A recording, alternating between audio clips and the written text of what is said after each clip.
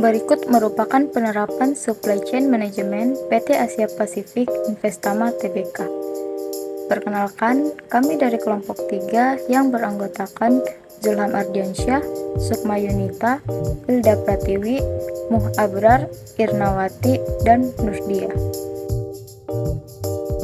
PT Asia Pasifik Investama Tbk didirikan oleh Tahir pada tahun 1987 dan Go Public pada tahun 1989. Pada awal pendiriannya, perusahaan fokus pada industri tekstil dan garmen.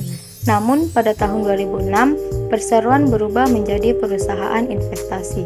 Dengan status tersebut, perseroan dapat fokus menjalankan fungsi pengendalian dan pengembangan anak perusahaannya, yaitu PT APAC Inti Corpora.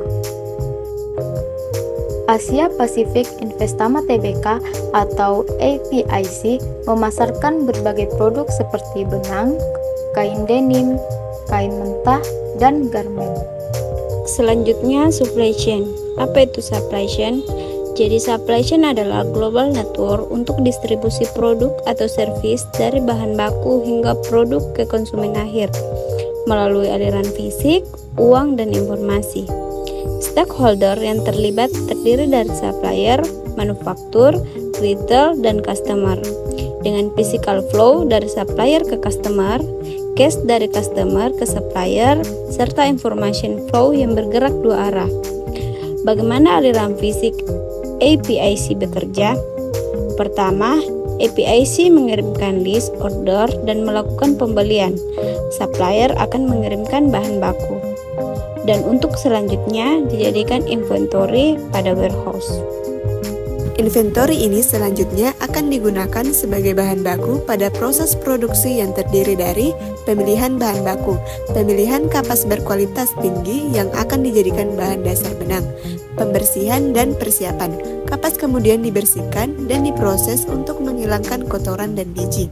Permintalan. Pada proses ini, kapas yang telah dibersihkan dipintal menjadi serat-serat melalui beberapa mesin pemintal. Proses ini menghasilkan sliver atau serat kapas yang telah disatukan yang kemudian ditarik dan dipelintir menjadi benang yang lebih halus. Pewarnaan. Benang yang sudah dipintal kemudian dapat diwarnai sesuai dengan kebutuhan pelanggan. Proses pewarnaan dilakukan dengan teknik-teknik khusus yang memastikan warna yang merata dan tahan lama. Penggulungan. Benang digulung menjadi gulungan besar yang siap untuk didistribusikan atau digunakan lebih lanjut dalam produksi tekstil lainnya seperti kain. Pemeriksaan kualitas. Selama dan setelah proses produksi, benang melalui serangkaian pengujian kualitas untuk memastikan bahwa benang memenuhi standar yang ditetapkan. Selanjutnya, produk akan dikirimkan kepada distributor, wholesaler, dan retail. Bagaimana aliran informasi APIC bekerja?